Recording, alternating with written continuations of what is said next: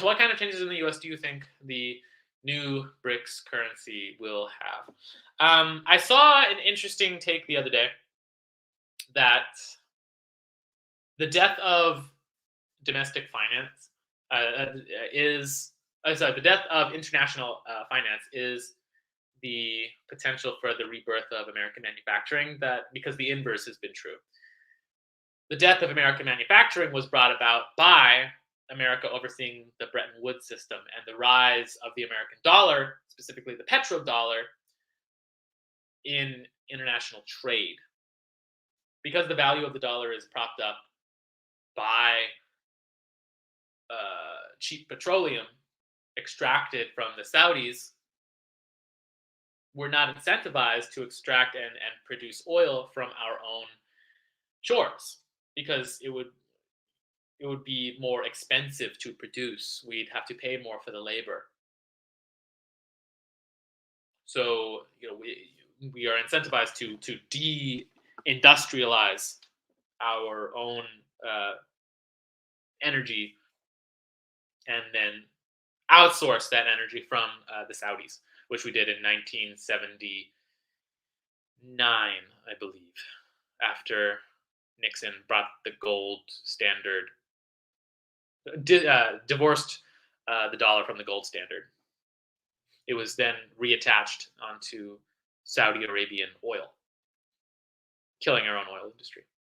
And the same is true for all other forms of American manufacturing. Why would we have domestic manufacturing in which we would be paying higher labor costs when we could outsource manufacturing to China and be paying much, much lower labor costs and increasing our profits and increasing our financial investments?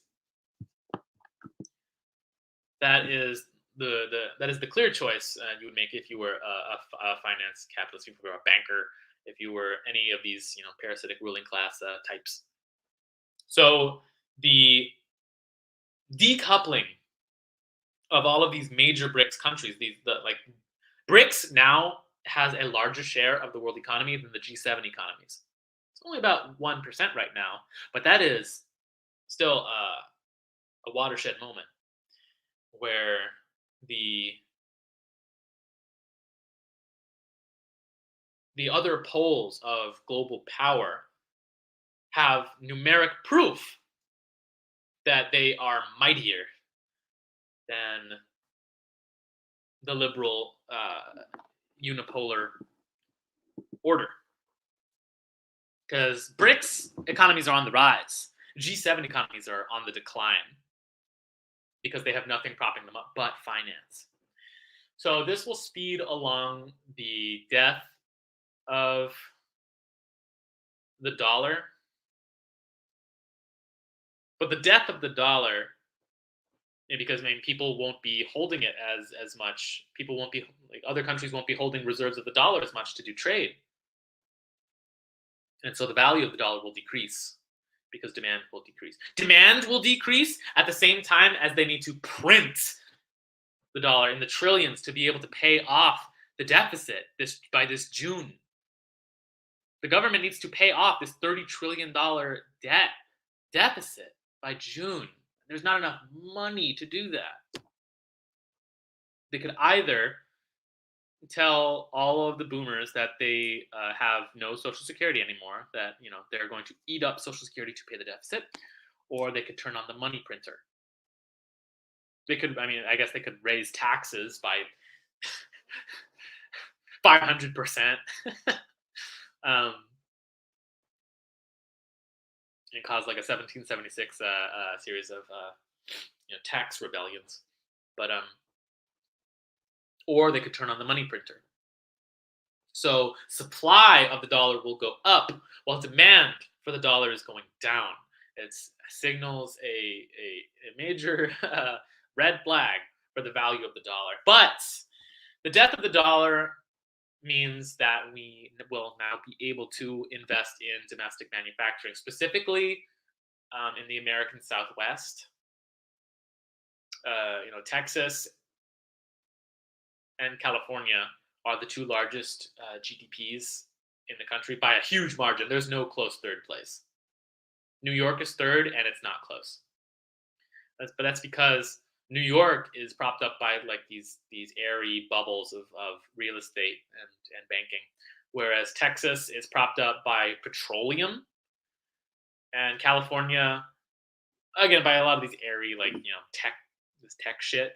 But there's a lot of meat there. There's I mean one I believe it's 1/6 of of the country's agricultural products come from California, which is obscene. That's like an obscene amount of food coming out of one place. Um, so you have like agriculture and petroleum. Texas also having a lot of I think beef, if I remember correctly. But like real economies. That if the American dollar suddenly tanked and there was like a Weimar Republic type scramble, there'd still be industry to invest in uh, to catalyze to bring down the threat of inflation because manufacturing lowers inflation. Increasing manufacturing lowers inflation because you're increasing the labor power, the labor power that is producing all of these goods, driving down increasing the number of goods and driving down the price. I guess you could also just like automate everything and deflate the price that way. I need to brush up on the economics of it, but I mean, it's going to be a tough time for sure because like the incentives that we have that we've internalized for decades and decades of investing in manufacturing in good working class jobs has eroded for much of the population. That we consider it beneath us to work in manual labor. So again, it's going to be a struggle for sure, but it's going to signal like a real shift towards like self sufficiency that we haven't seen since since the Reconstruction era, really, since over 100 years, over like 130, 140 years. Um, so that's the most immediate change that we will probably see by the end of this year, depending on how this debt situation goes in June, whether or not the dollar will be killed quickly or slowly. Some and that's more a thing. That's something I can be pretty certain about. The the more speculative consequences of the more speculative consequences of BRICS pairing their currencies. I think we're going to see more regional blocks. Um, like Russia and China forming an alliance. I think we're going to see a lot more of that. I want to see it in South America. I really do. Brazil and Argentina bringing up conversations again to have a joint currency is exciting, but ultimately is not like that's happened many times throughout the decades. Is Brazil and Argentina, the two largest South American economies, talking about creating a joint currency? So the likelihood of it happening this time is low, but the dream is still alive. Solidifying a block through a shared currency. Um, the possibility for that to happen all over the place now like goes up.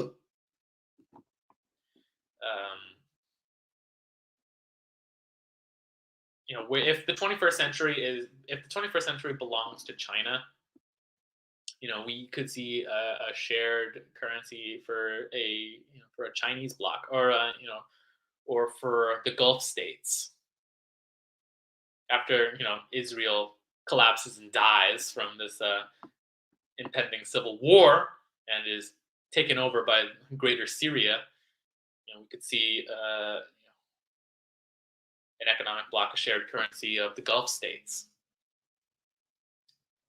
to bring them into a permanent unity and economic cooperation. That is, I think that is. I don't know what that's going to look like again because it's speculative, but it's a trend that where it's a noticeable trend. If we're getting really speculative, and in the realm of basically of science fiction, so the 21st century at this point belongs to China, indisputably. The 22nd century, so 80 years from now, is going to belong to Africa. Africa has all of the demographic potential, has the most, it's the most resource-rich continent on the planet, and a century of Chinese leadership of a multipolar world order will finally allow Africa the time to develop that it has not had in 600 years. Africa just being suppressed for the past 600 years means that once that cancerous system finally is put to bed, that the most resource rich, the most demographically diverse, and the second largest continent, and with the youngest population, which still has yet to industrialize. Once they unify, the next century is going to belong completely to Africa, I believe. That the dream that Muammar Gaddafi was so ahead of his time. He was 100 years ahead of his time. And that starts with things like shared currencies. And that's why in the 20th century, I think it was in the 20th century, that Swahili was being made a lingua franca of much of the African continent, was to create institutions and systems of unity between a very diverse and very divided people. Currency is another rational form of that. So definitely going to see that in Eurasia. Hopefully we'll see that in South America, though with the way Brazil is going, with Lula acting as a wedge for BRICS, maybe we'll see it, maybe we won't. So that's more medium-term effects that we'll see with these new BRICS currency pairings.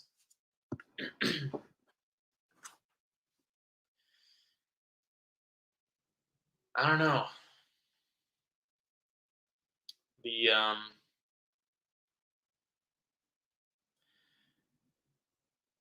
I want to say that, and going back to American manufacturing for a second, I want to say that obviously, the rise of domestic industry, or the rebirth of American industry. We know it's going to be painful. I would like to say, this is the last thing I'll say on the matter. I would like to say that it would just be painful because, in the way that exercise is painful, that it would be the pain of growth and labor. That it would be the sacrifice of having to go without so that you could produce more for your fellow man. I would say, if I were being idealistic, that would be the only struggle we would have to face. But I don't think that's the case, knowing that empires do not die quickly. They die very slowly and piecemeal. That the deep state will not go quietly into that good night.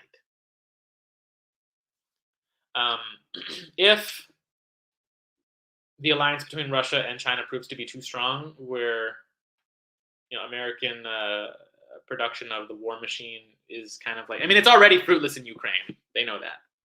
If the pivot to China does not work out, and We do not want it to work out. Um, even if they started producing all of these war machines, like naval ships, aircraft, updating all of the machinery, restocking all of the supplies of anti-aircraft equipment to supply to Taiwan, even if they do all of that, catching up to China is a losing game if our economy dies. So if we are successful in stopping World War III with China,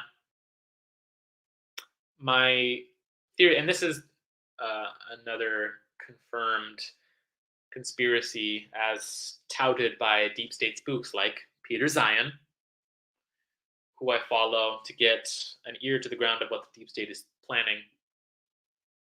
A domestic pivot to war is also in the works as a backup plan with Mexico. All of the equipment that we have accumulated over the past 20 years in a forever war with Afghanistan are only suited to throw into a graveyard similar to our equipment that we threw into the Ukrainian graveyard into Mexico, into the mountainous desert regions of North Mexico. So if the deep state can't resupply and update the military, then they will throw the corpse of that military at the Mexican people in order to secure the oldest and largest colony of the United States, which is a grim reality, but one that I can't see us. One that I can't see us moving away from, because I personally believe that it is the historical destiny for the North American continent to unify into a single federation. If it wants to, avoid collapsing into the Stone Age, that will have to happen. But the only way that the current regime knows how to organize is through occupation, through war, to synthesize two groups by crashing them against each other until one of them or both of them is destroyed, to secure a labor force from the Mexican people who is only now just having their own baby boom, to supply enough people to populate the American Southwest, to get resources like agricultural products, wood, fresh water comes from Chiapas. It was one of the most water rich resources in the world. Petroleum. We get like a significant amount of our petroleum from Mexico. I don't see them being genuine in the spirit of a self-sufficient American population. I see them only like having that last grasp at finance capital being propped up by war and colonialism, by pivoting to a Mexican theater of war. We already see this with rhinos like Lindsey Graham and Senator, what's his name, the one with the eye patch, eye patch Dan Crenshaw, eye patch Dan Crenshaw, making overt threats to invade, or covert threats to invade, but overt signals of aggression to Mexico. Again, it's a backup plan for the war machine, for the military-industrial complex, and ultimately the beginning of an American Civil War. I think the catalyst for an American Civil War that people like Dmitry Medvedev had signaled at the beginning of this year, the secession of California and Texas to join Mexico, which now that AMLO has said he has threatened to do to like influence the elections of Mexico and California, uh, and influence the heavy Mexican populations there. Secession is a very real threat. Even the threat of it is enough to cause military conflict, because that's a very big threat to American legitimacy. What little there is of it, of the democratic institutions. So yeah, it's a very real possibility that we think it's in some far off future, but we're seeing the groundwork for it being made. And again, with the recent news that the American government, wants to reclassify drug cartels in Mexico as international terrorist organizations, which would give them legal authority to invade Mexico in order to suppress these cartels. So organizations which were created, trained, funded, armed by the CIA would, be the catalyst for an invasion from the U.S. military. So we're seeing this groundwork being laid for this the backup to the pivot to China. When when the pivot to China inevitably falls flat on its face, Mexico is much closer, and we have a much older neo-colonial relationship with it that I think is going to be one of the more harrowing consequences of the BRICS alliance. Because Mexico wants to be a part of BRICS. Why shouldn't they? It is in their self-determination to join that bloc. And so, of course, the ruling class of America is going to want to thwart that at any cost. They've known this since arriving on the throne of the unipolar world order. The deep state, which has written about this kind of anxiety, Robert Tabor, who was a journalist and a Fed, who wrote the book War of the Flea back in the 70s, spent like a decade or more studying the revolutions of third world countries and finding the common denominator between all of them, and saying that if a revolutionary insurrection happened in Mexico, like what happened in the Southeast Asian and African continents, in other South American countries, if it happened in Mexico, that would signal the end, and we're seeing that now. The deep state has known for 50 years or more that Mexican sovereignty signals the end of its own reign.